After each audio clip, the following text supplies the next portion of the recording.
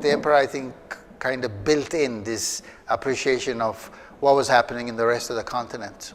For many, many years, he could not trust anybody else. He himself was Minister of Education. He was really a very special, God-gifted person.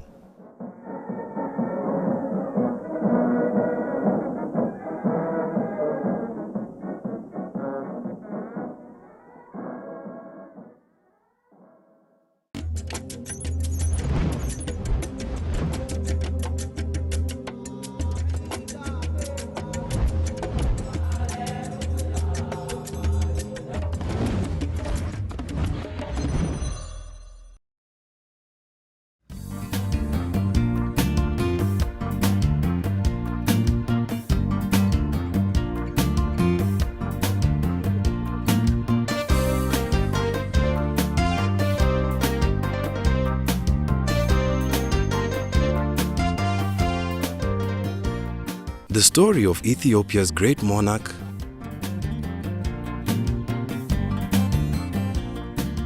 modernizer,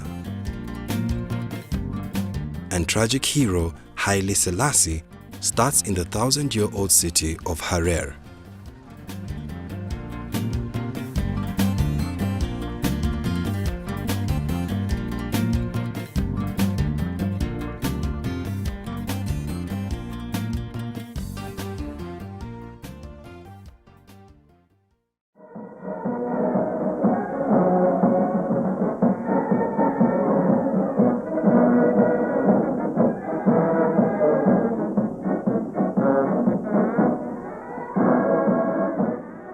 It was here in Harar that Rastafari, as he was known before his coronation as emperor, cut his political teeth.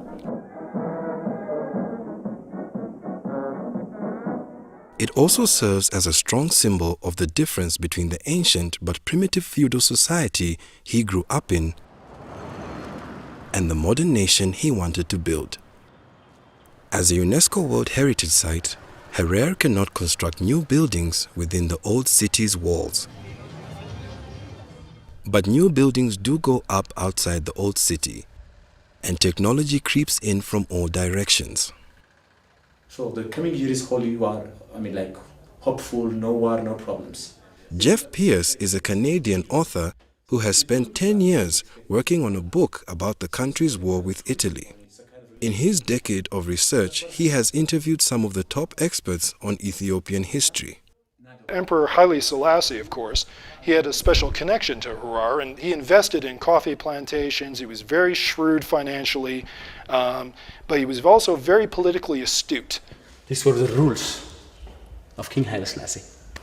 So these are medals which are gotten from different countries. Hailu Gasho is a tour guide who has taught himself 4 languages and shows visitors around Haile Selassie's honeymoon palace in Harar. That's a very young Rasmussen. Yes, I think. The Haile Selassie's time, actually, I was too young for that, and my family used to mention that he's one of a good leader. And everything is, the main reason what they mention is everything is very peaceful, and most of the things are very cheap. They have been brought together by the man, dead almost 4 decades, who tried to bring together his nation, his continent, and the world, often with his own personal touch. The most unique habit about King Haile Selassie, he's not only pretending like a king and always staying in the palace. So my grandfather used to tell me that he always go to a place where people get sick, like in the hospitals, and visit people. And people who don't have finance, they're supported by King Haile Selassie. So he's a really nice king, in my opinion.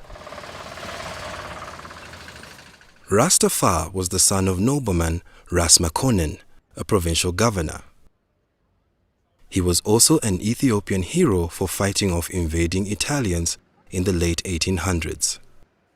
Ras Makonnen is buried in this Harar church in a place of honor.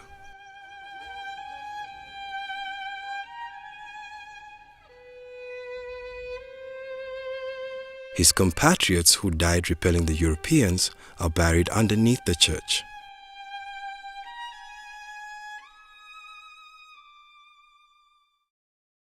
His father decided to educate young Rastafari with tutors of different specialities, one an Ethiopian monk and the other a Mexican surgeon. Ras Makonnen had 2 sons. Upon his death in 1908, his eldest, Yilma, inherited the post.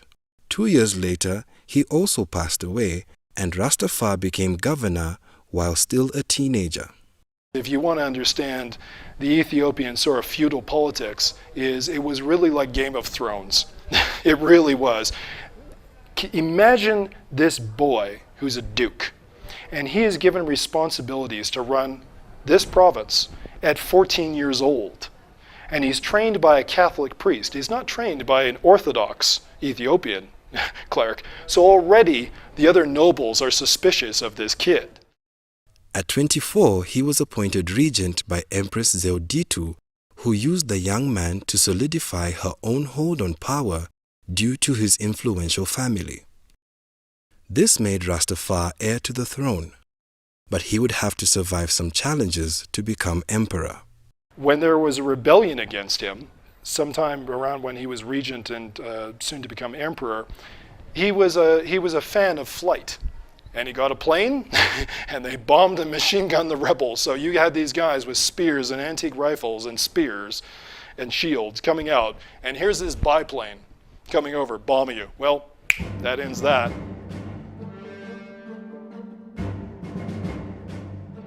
Eventually, the empress passed on, and it was time for him to take the throne. This moved him from Harar through the Ethiopian countryside to the new capital of Addis Ababa. At that time, we couldn't assume the buildings. There are huts, different kinds of huts, and a very big house, maybe one commander of the army. The other low-level commanders, they built their huts around his home, around 11,000 people in Addis Ababa. And there is no road, you see. Nobody can assume that. Therefore, when Haile Selassie came to the power, very big buildings were churches.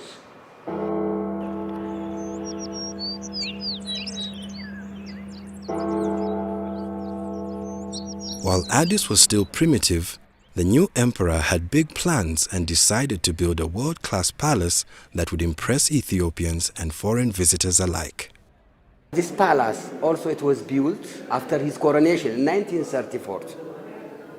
In 1934, with 800 workers and 8 months.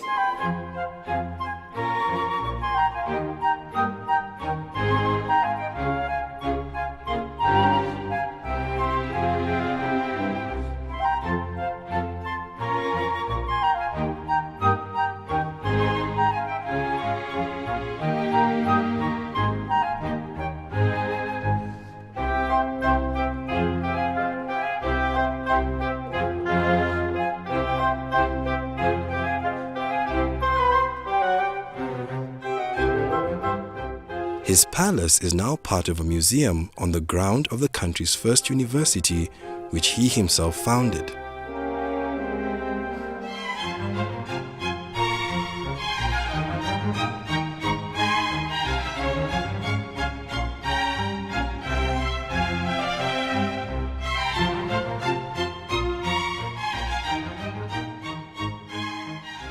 His visits with students showed the early priority he was putting on modernizing education in Ethiopia.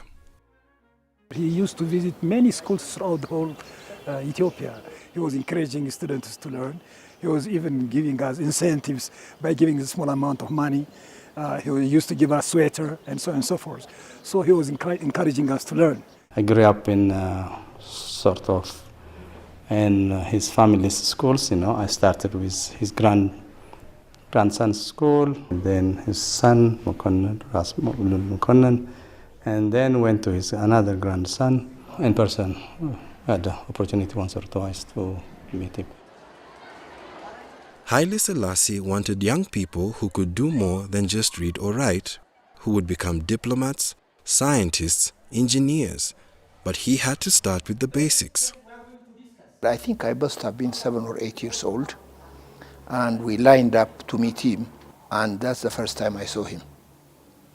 And he gave us 50 cents each. and I value that money. That's the money I used to buy the first pencil and the first writing pad. The young emperor's passion for education would eventually bear fruit, but in the early years it was opposed by the nobility that Rastafari had come from. Haile Selassie used to give gifts on Christmas Day to the students going to school. In those days, the feudal system in the well, they call them now reactionaries, but the truly conservative people didn't want their children to be going to school and get contaminated by Western culture.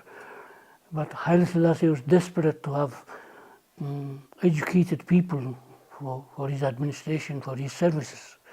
And even the children, it is the servants' children that they sent to school.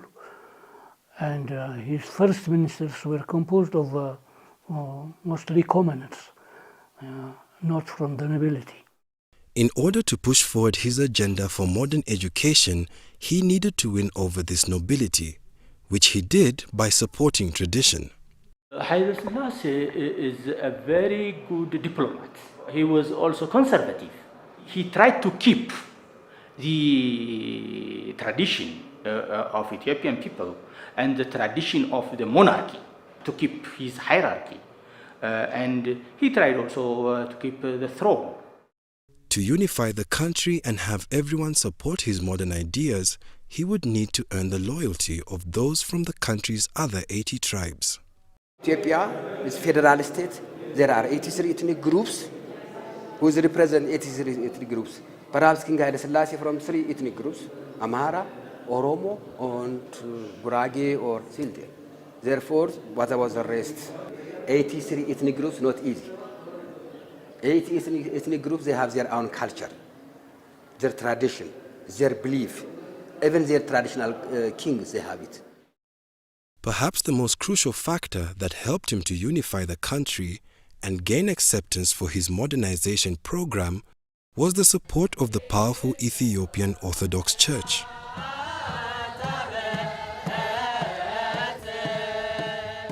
Upon his coronation, he was renamed Haile Selassie, in the Amharic language, Power of the Trinity. As emperor, he became the head of the Orthodox Church, and by tradition had the religious right to rule. Before 1974, just the state and the religion, it was linked. Who coronated King Haile Selassie? By the church. That's why I said it. The churches, because the churches, it was belonging to for the king. He's more dominant. You cannot separate the churches and the kings. And also they have a power. Even also 1/3 of the land, it was belonging to for the churches. Of course, for us, we think he's like God, and he himself did not give us that coin, by the way. It's Abbahanna, his treasurer, who goes out and hands coin, and our eyes are with him. A very short fellow, walking, and that's it. You can imagine at that age, we thought God was on earth.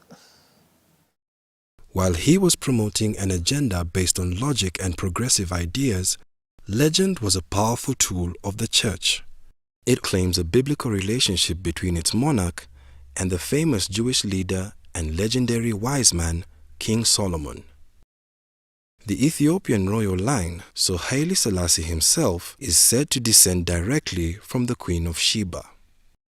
For one, it's very difficult to justify that Haile Selassie was a direct descendant of Emperor Selassie and Queen Sheba and King Solomon.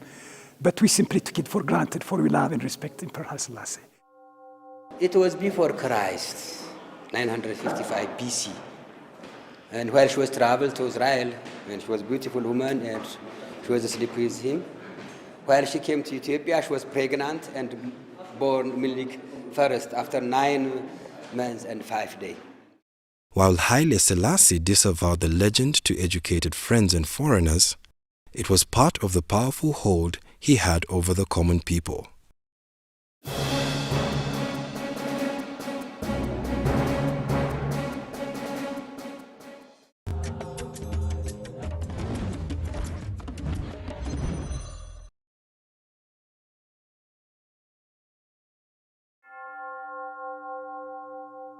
The emperor's religious authority would seem to make it easy to unify the nation, but he decided to use his personal touch to make people believe in his love for his country and its people. He was everywhere in Ethiopia. He was with car. Sometimes with helicopter, for example, 1965. He was with Queen Elizabeth in Gondar, Eritrea. Even they camping in Gondar city, we're almost 40 kilometers far from Gondar, and they were camping. ለምሳሌ በአስመራ፣ በድሬዳዋ፣ በጅማ፣ በጎንደር ውጭ ሀገር አልሄድኩ እንጂ ኢትዮጵያ አንድም ቦታ አይቀረኝ። በጣም ተወዳጅ መሪ ነበሩ። በአውሮፓ ቋንቋ ፖፑላር እንደሚባለው በጣም ተወዳጅ መሪ ነበሩ። ህዝቡ ታሪካቸውን ያምናል፣ አሰራራቸውን ያምናል፣ መሪነታቸውን በትልቅ ደስታ ተቀብሏል እና አሁን ድረስ ስማቸው የገነነ ነው። በያለበት ብንሄድ ብንጠይቅ ብናይ በዛን ዘመን የነበረና የሚያውቃቸው ይወዳቸዋል። His accessibility also showed he had an open mind, something that helped him learn from his people and change with the times. The other encounter was when I was in civil aviation school. It's very funny. I had a girlfriend, and in those days, you know, if you have a girlfriend, it has to be very, very secretive. So I was walking her home, and we made sure that we will not encounter her brother. So we took a small alley, and so we were walking, taking our time, chatting, no car. And all of a sudden, we heard a small knock on the horn. We turned around. It was Emperor. We saw the flag. I pulled her out, and we bowed. I will never forget it. He looked at me laughing, and he said, "I saw you." These are my encounters, actually.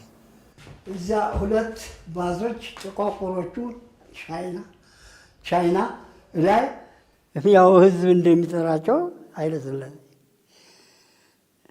ሥላሴ ናቸው። በእኔ በግሌ ደግሞ ጌቴ ነው የምለው እንጂ የቅርብ አገልጋይ እንደሆነ ጌቴ ልል እችላለሁ። የግሌ ነኝ። While he spent a lot of time cultivating popularity with his Ethiopian subjects, he also courted international favor. He was a famous diplomat, and a lot of countries has a very good relation with him. African countries, Europe, or also America. He was everywhere, almost 2,600 something, 2,600 times. He was visiting 14 provinces during his time. At that time it was 14 provinces. Even he was visiting 167 countries in the world. Occasionally, there was criticism. Well, his detractors would say he's going there to have fun. But I am sure it's for diplomatic purposes that he went. He would go to America, meet Kennedy or Eisenhower. I think he had met them both. I don't think he would just jibe and come back. He would come with programs of aid and projects of one sort or another. The emperor learned about modern ideas and technology, bringing home worldly knowledge and friendships. ሀገር የሚሄዱት ጃንሆይ አንዱም ለሀገሪቱ ወዳጅ ለማፍራት በኢንተርናሽናል ጉዳይ ላይ ተባብሮ ለመስራት ሲሆን ሁለተኛው ደግሞ ኢትዮጵያን በይበልጥ ለማስተዋወቅ ነው።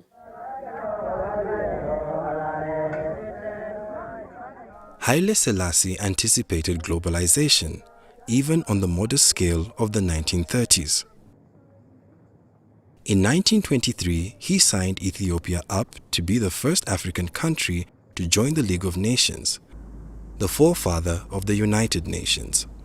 I decided to come myself to defend the cause of my people before the Council of the League of Nations. I hope that the Council will be good enough to excuse me from reading the whole of my declaration.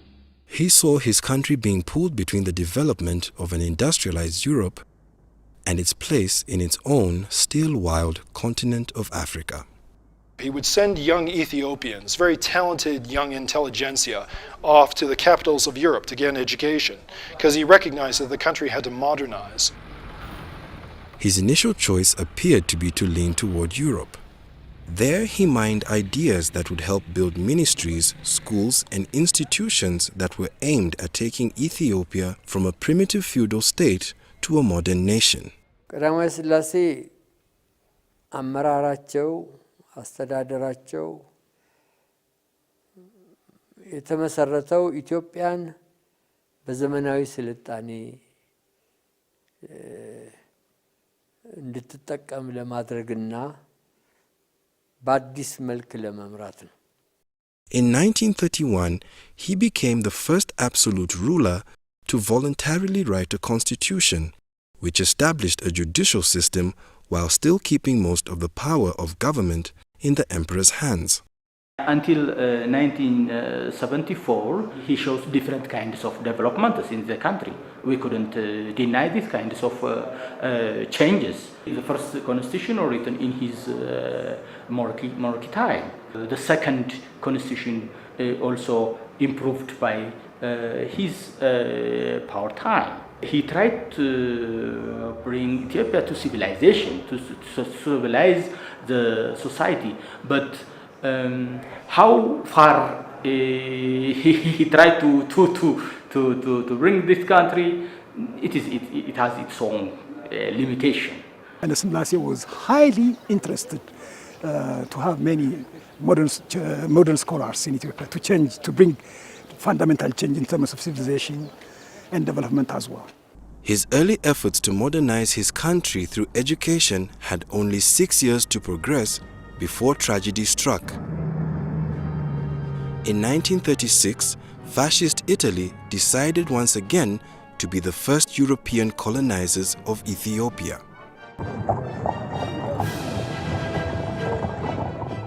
The entire world was fascinated by this war. It was on the New York Times, it was in the London Times. 20,000 black Americans were marching in Harlem over this war. There are battleships in the Mediterranean about to go to war with Italy over this war, and it was a precursor to the Second World War. It had a huge impact on world events. The emperor tried to use his connections to head off the Italian attack. He delivered an impassioned speech to the League of Nations, pleading for the world's interference. The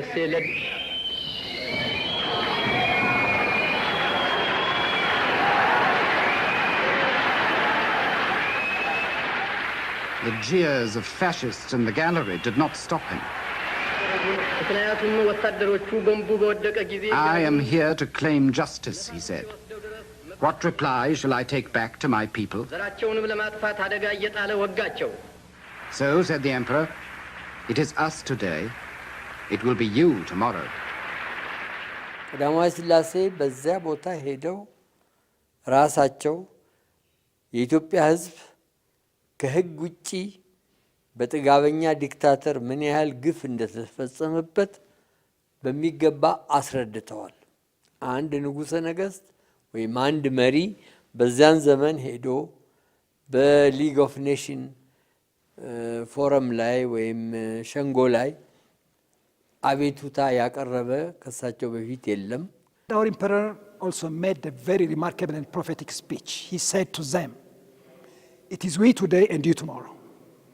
After which all the Europeans had fallen under the strongest and brutal heel of Hitler. So it was a kind of prophecy that had already taken place. His eloquence, moral authority, and logic fell on deaf ears. Despite the League's refusal to intervene, he continued to hope that the strength of his people and the righteousness of their position would defeat the Italians. It is good that you are here to record this picture of me in my palace garden at Addis Ababa. People who see this throughout the world will realize that even in the 20th century, with faith, courage, and a just cause, David will still beat Goliath. The Italians hit Harar, his youthful stronghold. Mussolini's planes bombed this city. They wiped out the oldest mosque in Africa, and few people know about it, but there was no military installations here. They just decided, let's scare the living daylights out of the Hararis. And Emperor Haile Selassie, of course, he had a special connection to Harar, and he was very hurt, but he was very emotionally moved by the plight of the people here. Eventually, the Italians took the capital, burning his palace and shocking Ethiopians with their targets. They killed more than 300 priests and monks. It retarded the country. The Italians under Mussolini massacred an entire generation that could have led this country into the 20th and 21st century.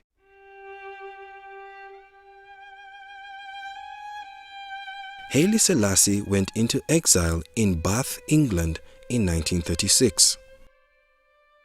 He nearly died there practically of pneumonia and sickness because it was so cold, he wasn't used to the climate. He came back here, and I believe it affected his character deeply, that he was never going to give up control and never going to divest control to other people. For 5 long years, the emperor suffered in tough conditions, in damp cold weather until 1941. Once the Italians were chased out by Ethiopian freedom fighters operating from the countryside, he was welcomed home to reclaim his throne and once again try to unite and modernize Ethiopia. We had the most difficult time with him when the Italian invasion, for example. Ethiopia has never been invaded by any enemy. It's been always a free land, the freedom fighter, and its people defended their country. 5 years was his time. And he was lucky enough to actually regain the freedom and helped many of the African nations to get their freedom too. And so he was really a very special, God-gifted person. But his time away from home had given him some valuable perspective, and he would return with a plan on how to build a new Ethiopia and how to try and empower Africa so it could look after its own.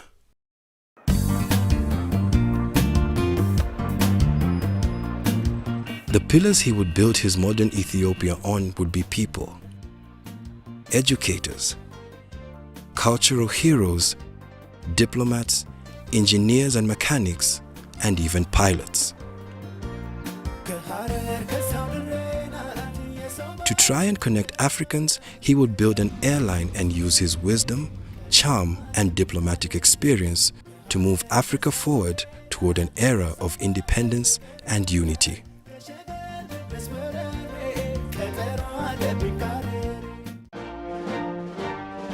After independence, he really wanted to modernize this country, this nation.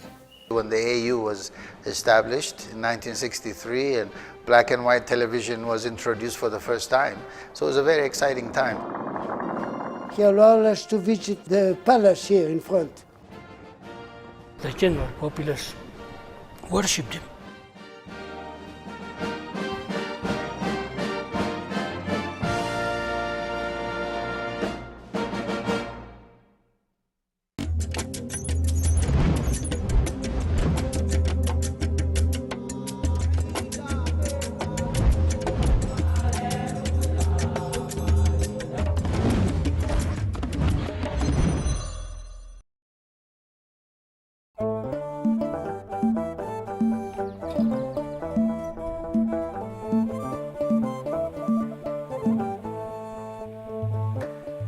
Haile Selassie's drive to modernize Ethiopia restarted with urgency after the Italian occupation ended and he was back in Addis Ababa.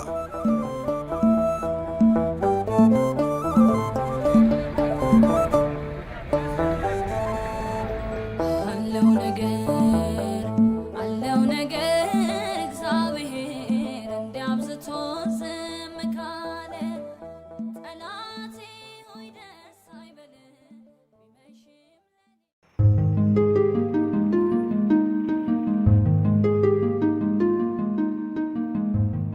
emperor's first order of business was to create an educated class of young people who could power his country forward with their intelligence and ability to adapt to new ideas in a rapidly developing world.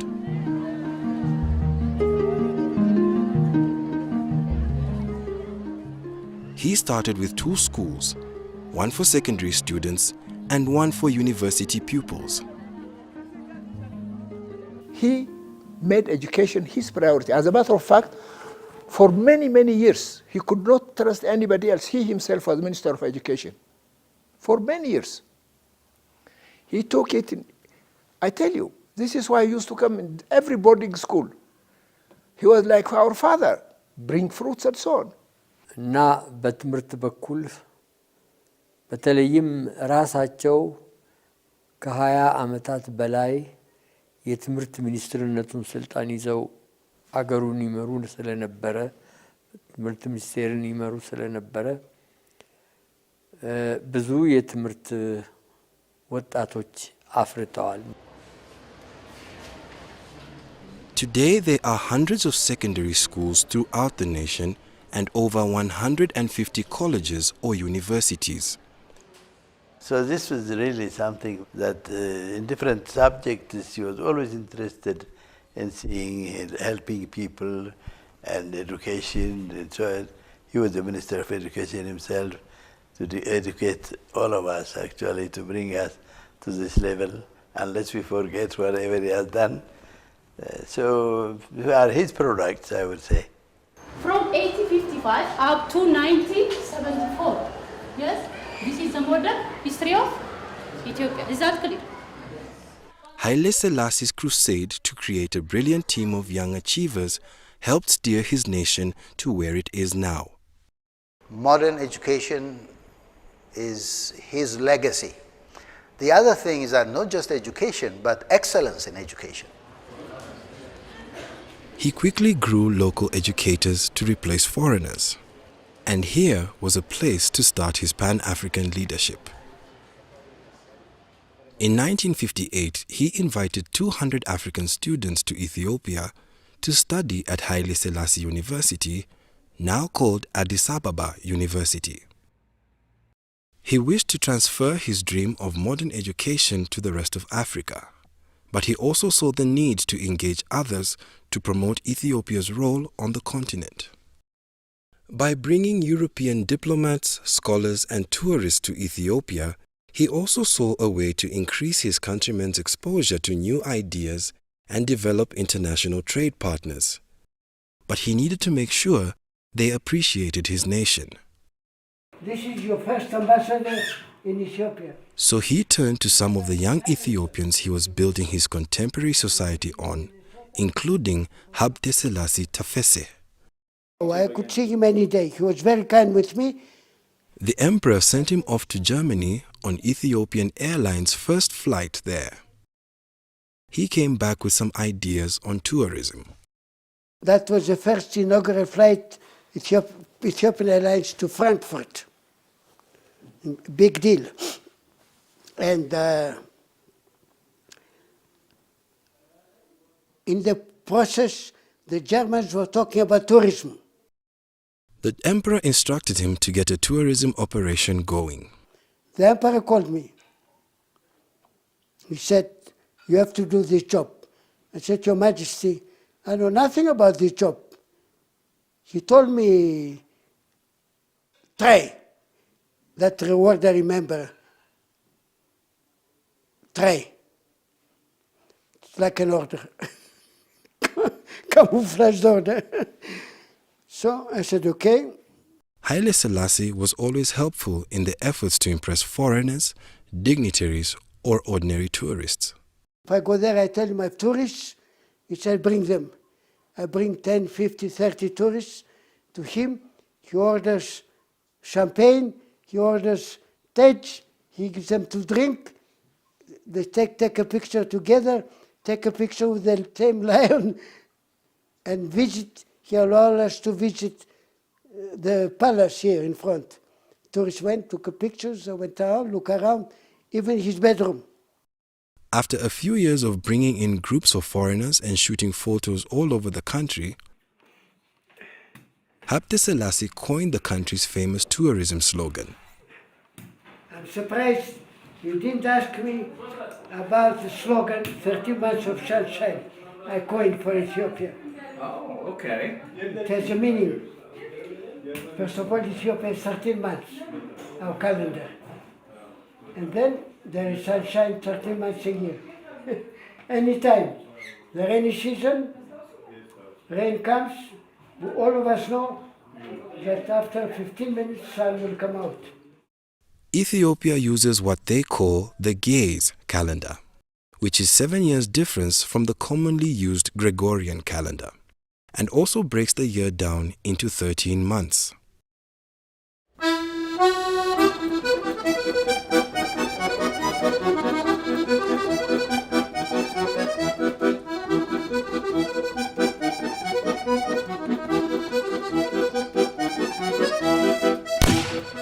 Another area that enjoyed the emperor's personal touch was culture, and in particular, theater.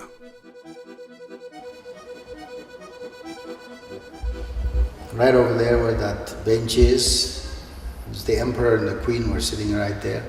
Actor Haimanot Alemu remembers when he was 9 years old and the emperor came to see a play at his school.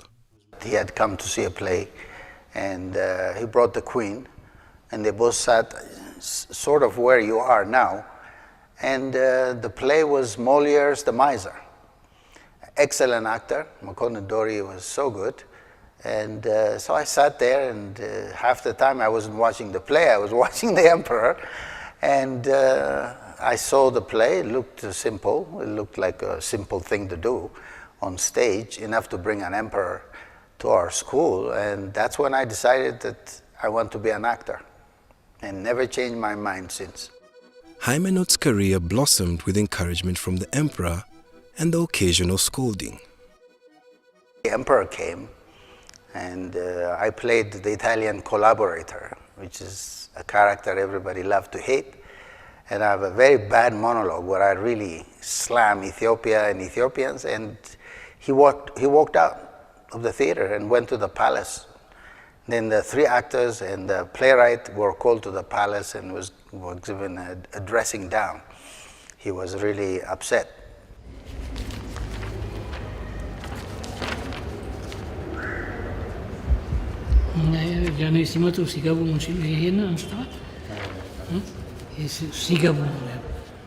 Tesfaye Gassese was also fortunate to have the emperor take notice of him. He was training to be a lawyer when Haile Selassie caught him performing. I was nervous when he came, but still I guess I was good enough to convince him it was a good performance. Called me in the morning to his palace, gave me his watch, asked me what my plans were. I said I'm going to go and study law. He said, I asked the minister beside him, how many students are going to study law? I think he answered 12. 12? Oh, that's quite a lot. So we have very many lawyers under training. We need someone in the theater. I said, there the administrators of the theater, the managers and directors were white people. They didn't speak Amharic, the local language. And so he needs Ethiopians to replace them. So he said it was a sort of an order, you go and study theater. I graciously accepted it, and I don't, I don't regret it at all. I'm very happy with the profession. And well, I'm a racer. He ended up as the manager of the National Theatre, as well as starring in countless performances. His favorite was Hamlet. I played Hamlet also for the emperor. That's another great play. I was the first Hamlet. I had were what we call first Ethiopian premieres by our prominent, later on prominent playwrights, were staged by me.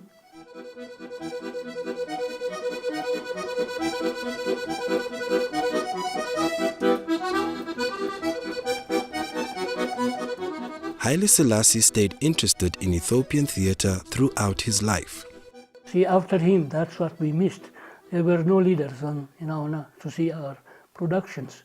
But he did attend comedies or historical plays or tragedies. He did.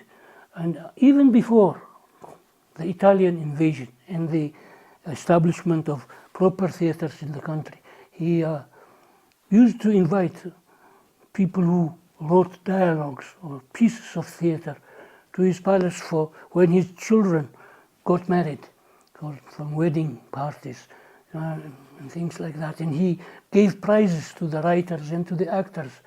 So he was a great benefactor of the arts, a patron of the theater and the arts. Despite his pressing duties as head of state, his personal touch was always felt. The general populace worshipped him. And so you can imagine him coming here and we small actors being honored by his presence. He usually also stayed late after the show and shook hands with us and said, good, and left.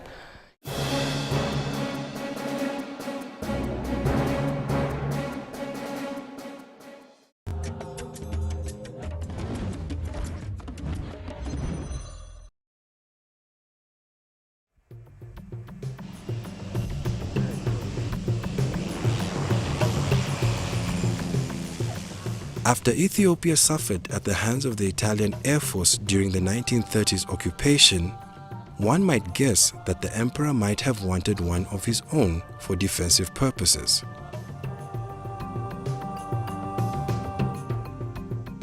But he started Ethiopian Airlines for different reasons. Number one was to connect his own country, which has very difficult terrain to cross. See, this is where I really caught the emperor's wisdom. After independence, he really wanted to modernize this country, this nation.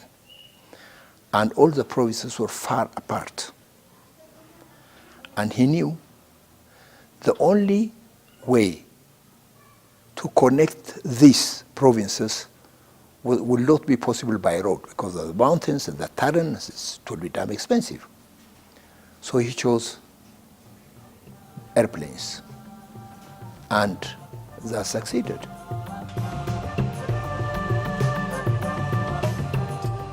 He also saw the airline as a way to link Africa with Ethiopia as its center.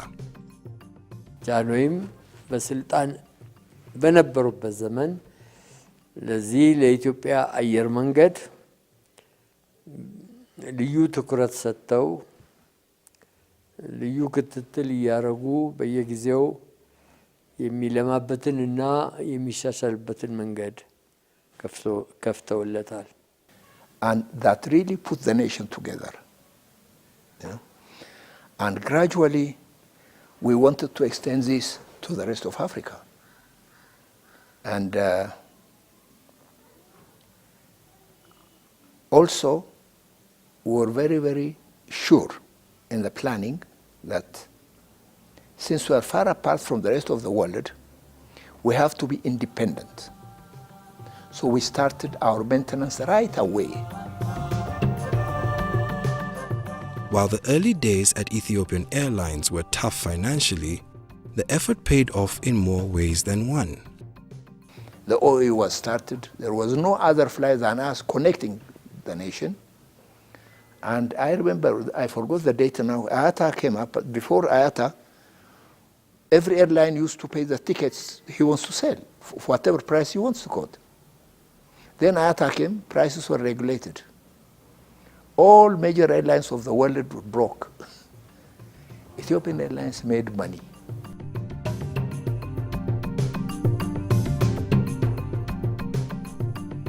In 2012, the company made a profit of $42 million.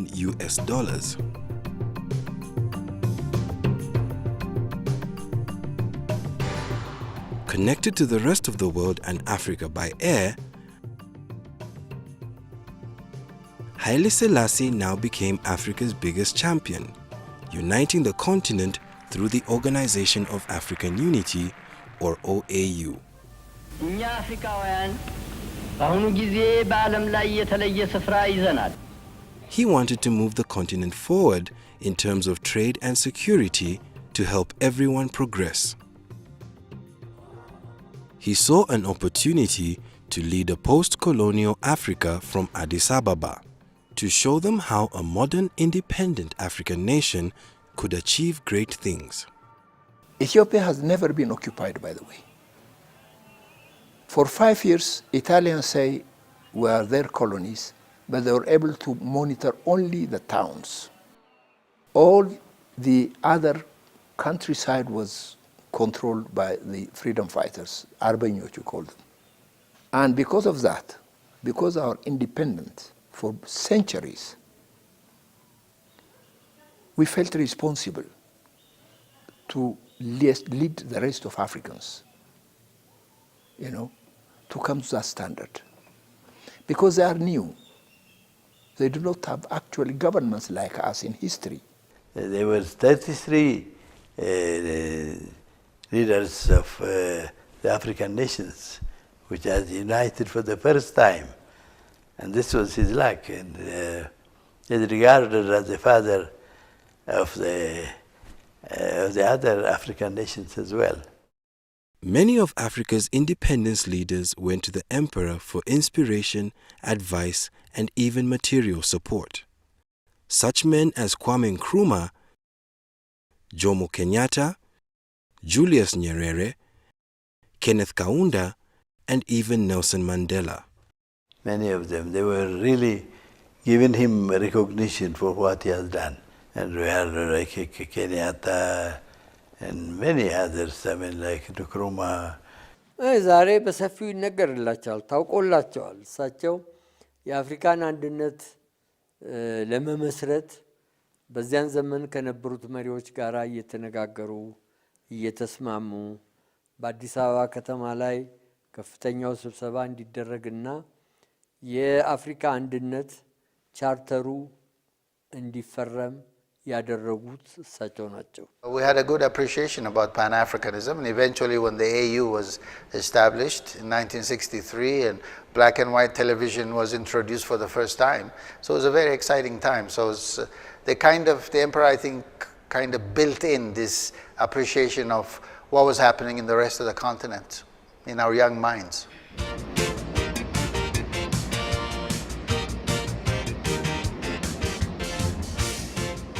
The OAU found a home in Addis Ababa, in part because Ethiopian Airlines could bring Africa's new leaders together here.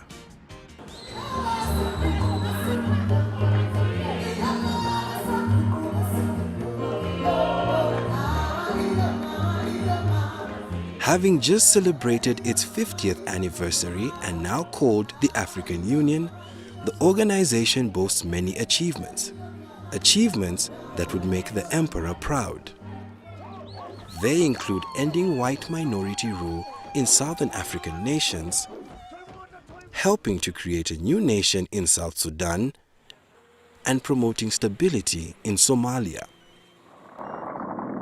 Haile Selassie took a personal interest in promoting peace between African neighbors. His airline would prove to be crucial to his ability to go to flashpoints where his diplomatic skills would achieve dramatic results. I remember one incident, I think 1965, 66, I'm not sure of the date. Two nations were at the brink of war. Morocco and Algeria, I think. They had their troops, they are all ready. The emperor went there to the front line. We took him with the 720B. And I remember there was no jet start, a car that used the pressure to start the engine. So until the emperor negotiated, we kept one engine running for 6 hours. And we brought peace.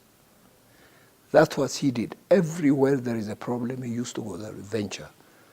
And that continued, and that was what brought Africa really to what it is.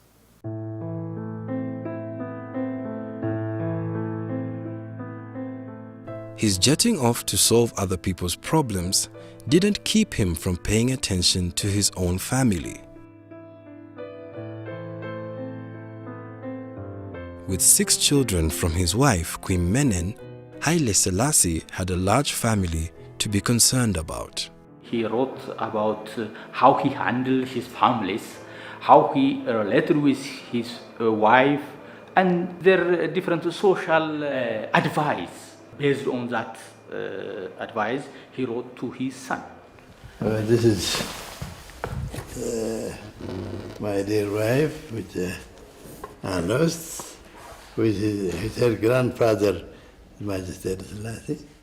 Various family members held positions in provincial governments, such as his grandson-in-law, Prince Mengesha Seyum. He was a far-sighted person, and it was very easy for him to understand us whenever we brought problems. Of course, as a minister, I was one who was very near to His Majesty. But he didn't let his relatives take outsized positions in his administration or lineup of advisors. His ቤተሰቦቻቸው በስራ ጉዳይ አይገቡም።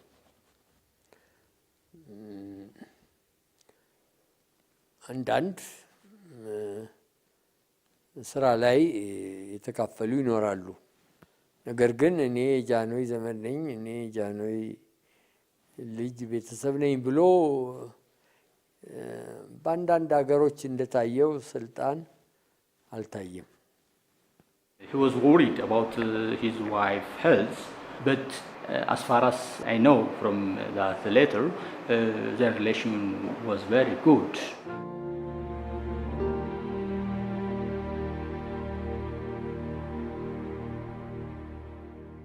In the 1960s, his family would feel significant pain with the death of Queen Menen. It was a loss that the emperor would feel at home every day. Aware of his own mortality, he kept a thorough exercise regime and a consistent diet. He had an exercise, he had some weightlifting, everything. He was in good shape. ጠዋትም ያው ልክ 2 ሰዓት ይነሳሉ፣ ቁርስ ይቀምሳሉ፣ ጁስ ጧት ጭማቂ ጁስ ይወስዳሉ። በቃ ከዛ ቁርስ በሉ፣ ችንታል ጦስታል ዳቦ ተጠብሳ ያችን ቅጭቅጭ ያደረጉ ቡና ወተጠጡ በቃ። Perhaps at this time he was too focused on building industries and relations with his neighbors. He didn't hear the drumbeat of socialism's growing popularity across the world, in Africa and at home.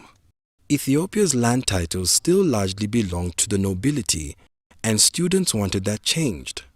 And a new socialist movement called the Derg eventually seized power and changed the system.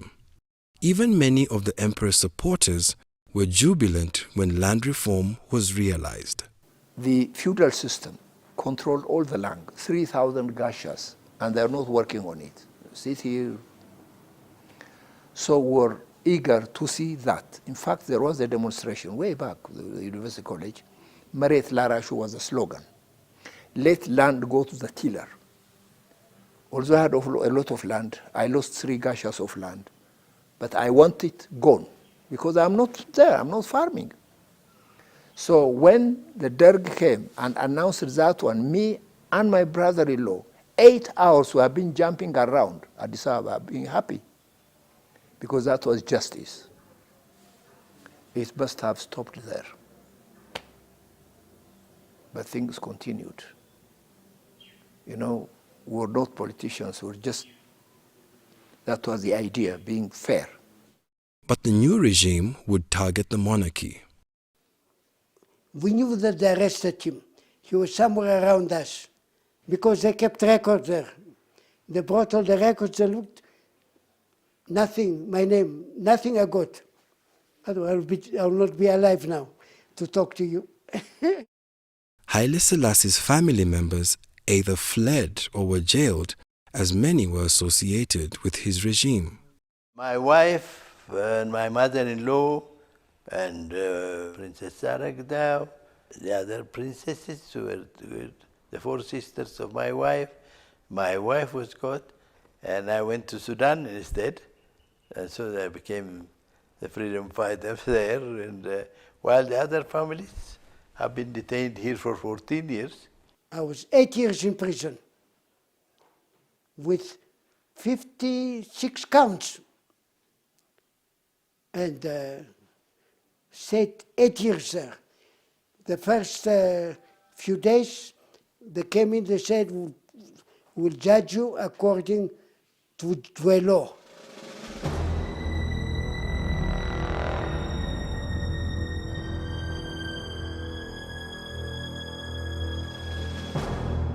The emperor himself received the ultimate punishment. Some used to say he was shot, poisoned, suffocated. But we don't have any confirmation concerning the way how he died. በክብር ተመያዝና በክብር ተመንከባከብ በተቀረ አንድ ቀን እንደ ዝቅተኛ ሰው እንኳ ያዩኝ በክብር የተያዝኩ ሰው ነው። Haile Selassie's greatest sin, his greatest mistake, was living too long. When the current regime eventually overthrew the Derg in 1991, Haile Selassie's body was eventually discovered in a basement and was enshrined in the National Cathedral in a tomb next to his wife, Queen Menen.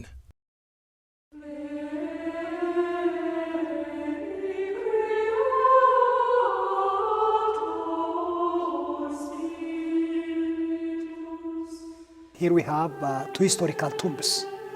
This one belongs to Emperor Haile Selassie, and that one belongs to his wife, Empress Menen. She died of natural cause 50 years ago.